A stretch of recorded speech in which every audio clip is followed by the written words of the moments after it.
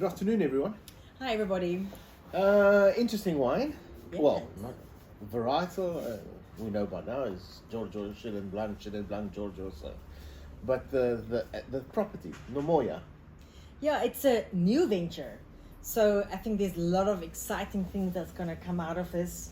It's from Michaela and Attilio, and then Talia from a viticultural side that's worked in the industry for a while, but Attilio, I think, will mentor her in some parts of the vineyard, and Michaela, who's got a lot of winemaking and marketing experience back in Italy, in Friuli, where she's from. So I think between the two of them, Talia can learn so much. And so this is a brand that the three of them started together last year, and the whole philosophy behind Nomoya is to find interesting pockets of unusual varietals, and with Mostly Italian, no?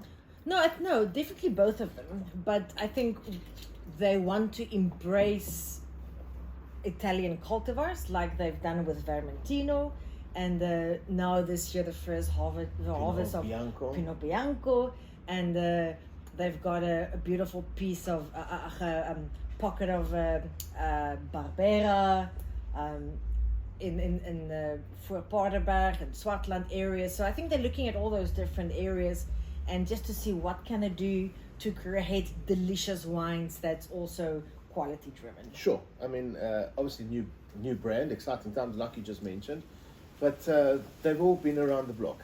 Absolutely. And they've produced some extraordinary wines in the past, and they're going to produce some extraordinary wines going forward. Most amazing humans. I mean, all three of them, they just... The Afrikaans, you say, what? Die sout van die aarde? Exactly that. That's exactly what they are.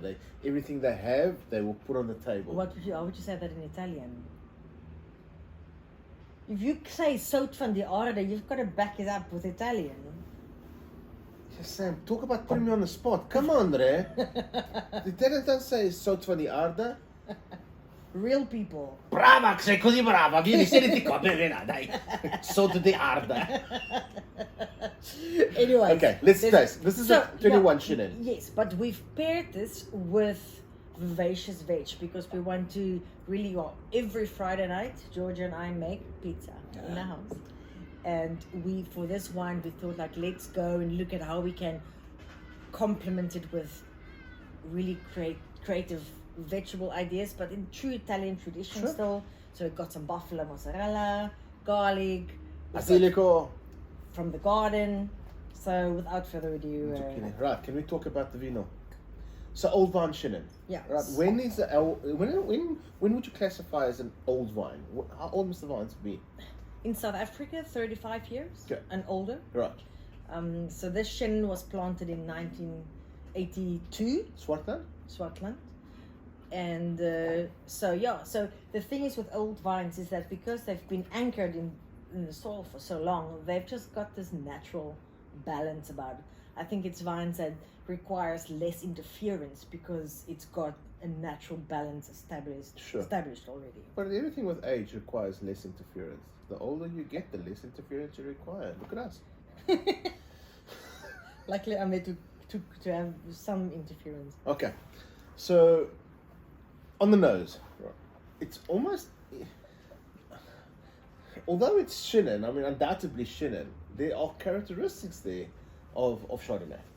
Oh. Personally. Oh. Yeah, I'm picking up some interesting Chardonnay characteristics. Like more citrus notes. Correct, 100% right. I get a lot of summer melon. I'm getting ripe citrus, right? Very ripe, not necessarily green citrus, but ripe citrus. What do you call ruby grapefruit? Okay. Right, really, I'm picking up ripe citrus. I'm getting thirsty. And on the palate. Impeccable balance, but it's got that salty trail. I always call it the salt and pepper in a wine. If a wine have all this abundant fruit, but it's got the salt and pepper comes, the acidity and the minerality, the stony kind of texture in your mouth comes and chisels away to shape the wine. I think in your first sentence you just summed this whole up. The wine up. It's balanced. It's completely balanced with everything. With your freshness, with your fruit. It's just it's a 2021, isn't it? 2021. This wine will certainly go the distance, and I think this wine is going to change quite a bit. I mean, as it is, yeah, it's got surely primary characteristics without a doubt, but I think the secondary characteristics are going to come very soon in a very good way. I brought out basil for a specific reason. So if you smell the wine, like Sauvignon Blanc have this affinity with fennel, mint. Chenin Blanc has an affinity with a more wilder, savory herb. So it wants more of a herb pungent that's in Basil. Can you smell that?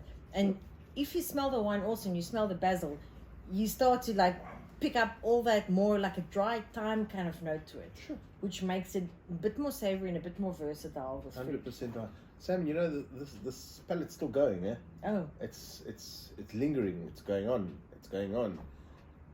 It's just, and this temperature that you're serving in it, again, people make Chenin and Chardonnay It's really too delicious. cold. It's outstanding. Yeah. And yeah, it's going to be interesting when we pair it Nice with the pizza. chalky finish too. Yep, very good. Congratulations to an amazing team. Congratulations to amazing people. We look forward to tasting all the wines and loads of late nights with loads and loads of pasta risotto and of course Michela's tiramisu. I've never tasted something like that in my life.